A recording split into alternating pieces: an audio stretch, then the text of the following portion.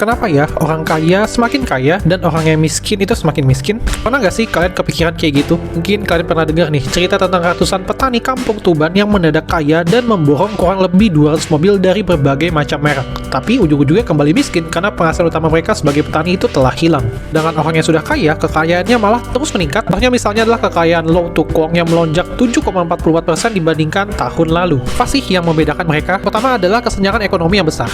Akses ke pendidikan dan peluang pekerjaan itu jauh berbeda antara yang kaya dengan yang miskin. Orang kaya lebih mudah mendapatkan akses ke pendidikan yang baik dan juga peluang pekerjaan yang lebih baik. Dengan orang miskin itu mungkin lebih sulit untuk mendapatkan pendidikan lebih baik dari mereka yang kaya, apalagi soal pekerjaan. Yang kedua adalah investasi. Nah, orang kaya itu lebih memilih untuk menggunakan uang mereka untuk investasi atau memikirkan bagaimana melipat gandakan aset mereka. Sedangkan orang miskin itu cenderung menggunakan uang mereka sebagai kesempatan untuk membeli barang-barang yang dimimpikan sebelumnya. Sebagai contoh, di kisah kampung Tuban yang tadi sempat aku mention, masing-masing penghuni itu membeli 2-3 mobil dan menghabiskan setengah uang mereka untuk dibelikan mobil. Tiga adalah pemikiran tentang masa depan.